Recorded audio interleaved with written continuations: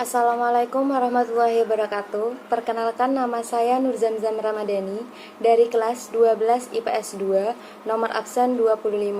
Di sini saya akan membahas tentang pengaruh kemajuan iptek terhadap NKRI di tugas PPKN bab 3. Dapat kita ketahui saat ini setiap orang di dunia tak pernah terlepas dari globalisasi. Globalisasi tersebar luaskan akibat kemajuan ilmu pengetahuan dan teknologi. Teknologi terkini banyak membantu seseorang dalam mempermudah pekerjaannya. Selain mempermudah pekerjaan seseorang, ilmu pengetahuan dan teknologi juga memberikan banyak pengaruh dan manfaat pada dunia, khususnya NKRI ini. Saya telah belajar dan membaca beberapa artikel terkait dengan pengaruh kemajuan iptek terhadap Ipolek Sosbud Hankam atau ideologi, politik, ekonomi, sosial budaya, dan pertahanan keamanan. Yang pertama, pengaruh terhadap ideologi. Pengaruhnya terhadap ideologi bisa kita lihat dari kemajuan alat komunikasi yang tengah marak digunakan oleh masyarakat. Contohnya Twitter, Instagram, WhatsApp, ataupun YouTube. Dari contoh tersebut, banyak sekali manfaat dan pengaruh positif bagi penggunanya. Tetapi, tak menutup kemungkinan juga adanya penyalahgunaan akan media sosial tersebut. Misal penyebaran video-video terlarang yang tengah ramai diperbincangkan saat ini. Hal tersebut tidak sesuai dengan ideologi yang kita anut, yaitu ideologi Pancasila.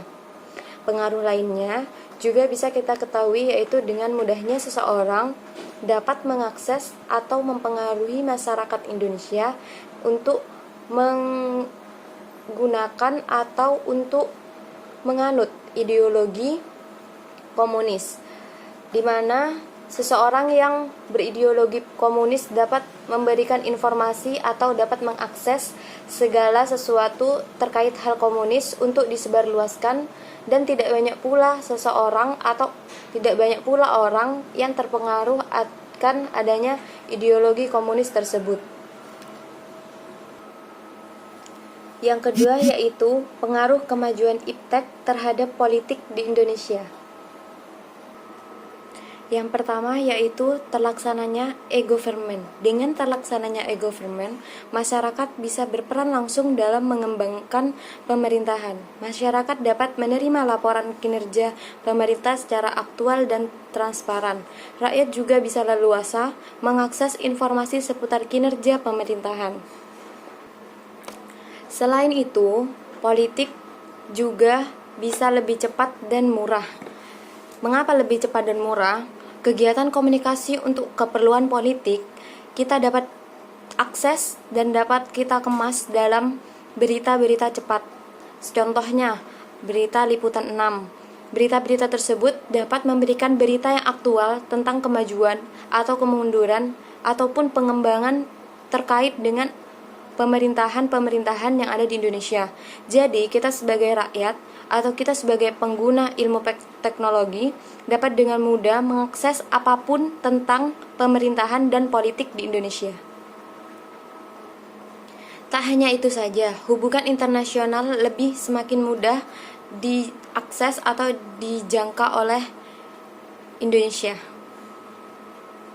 Tetapi tak hanya pengaruh-pengaruh baik yang dapat disalurkan oleh iptek terhadap politik di Indonesia.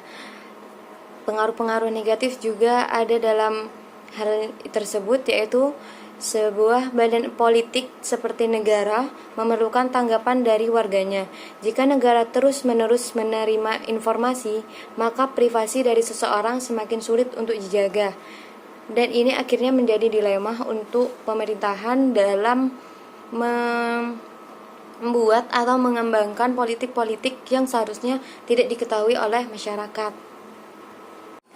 Yang ketiga yaitu pengaruh iptek terhadap ekonomi yang ada di Indonesia. Pengaruhnya yaitu peningkatan dalam pertumbuhan ekonomi, di mana kita memiliki peluang yang lebih besar untuk melakukan jual beli. Kita dapat membuat atau membentuk lapak dagangan atau jasa pada internet. Kegiatan jual beli melalui online sangat mempermudah dan membantu seseorang dalam mendapatkan penghasilan. Kemudahan tersebut dapat kita lihat dari apabila kita berjualan, maka kita hanya perlu mengotak-atik handphone agar mengetahui proses jual beli tersebut. Tetapi tidak menutup kemungkinan adanya kerugian yang dilakukan dalam penjual belian tersebut. Misalkan kita sebagai pembeli ingin membeli suatu barang, contoh handphone. Nah, kita bisa mengakses dalam pencarian handphone untuk membeli handphone tersebut, tetapi tidak sedikit pula yang mengalami kerugian dengan adanya penipuan dari pihak penjual. Pihak penjual memberikan barang yang tidak sesuai dengan apa yang kita inginkan. Yang keempat yaitu pengaruh iptek terhadap sosial budaya yang ada di Indonesia. Pengaruh iptek terhadap sosial budaya di Indonesia yang pertama yaitu dampak positifnya, kemajuan teknologi komunikasi semakin cepat, di mana komunikasi kita antara kita dengan orang yang lumayan atau agak jauh, kita dapat berkomunikasi dengan mereka melalui telepon atau video call. Terus, sosialisasi kebijakan pemerintah dapat lebih cepat disampaikan kepada masyarakat. Yang ketiga, informasi yang ada di masyarakat dapat langsung dipublikasikan dan diterima oleh masyarakat. Selain dampak positif tersebut, muncullah dampak-dampak negatif dari pengaruh iptek terhadap sosial budaya, di mana semakin pesatnya komunikasi kita secara online atau secara video call, kita jadi lebih jarang melakukan tatap muka atau berbicara secara langsung. Lalu seseorang juga secara terus-menerus hanya melihat pada komputer atau handphonenya dan lebih bersikap individualisme. Dengan pesatnya komunikasi atau media sosial di kalangan masyarakat dapat mempermudah seseorang dalam mengakses atau mengirimkan video-video atau hal-hal yang berbau kriminal atau pornografi. Yang kelima, adanya pengaruh iptek terhadap pertahanan dan keamanan di Indonesia. Pengaruh iptek dalam bidang pertahanan dan keamanan di Indonesia yaitu meningkatkan akurasi dan keandalan teknologi persenjataan dengan rekayasa hardware atau software. Teknologi informasi dapat mempercepat penyampaian informasi sehingga dapat mempercepat pengambilan keputusan oleh negara. Dengan adanya iptek, suatu negara atau negara Indonesia dapat dengan mudah melakukan hubungan internasional dengan negara lain yang memiliki persenjataan atau kemiliteran yang lebih kuat daripada Indonesia. Kita dengan mudah dapat belajar akan apapun hal yang dapat mempermudah kemiliteran yang ada di Indonesia dengan negara-negara lain, misalkan Amerika Serikat, terus Jepang. Selain dari pengaruh-pengaruh positif, terdapat juga pengaruh-pengaruh negatif akan kemajuan iptek terhadap pertahanan dan keamanan, di mana dengan adanya ilmu pengetahuan dan teknologi pada bidang pertahanan dan keamanan dapat menimbulkan ancaman non-militer. Ancaman non-militer tersebut merupakan ancaman yang sering terjadi secara tidak nyata atau tidak secara fisik, tetapi sangat efektif untuk menghancurkan suatu negara melalui perubahan-perubahan nilai, di antaranya kebebasan berdemokrasi, HAM, atau lingkungan hidup.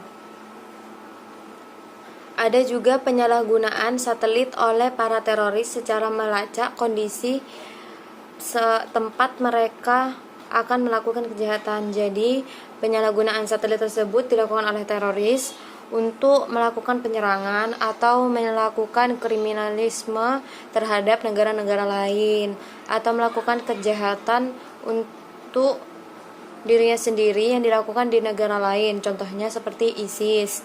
ISIS tersebut kan merupakan organisasi ilegal yang dibentuk atau terbentuk di suatu negara selain Indonesia.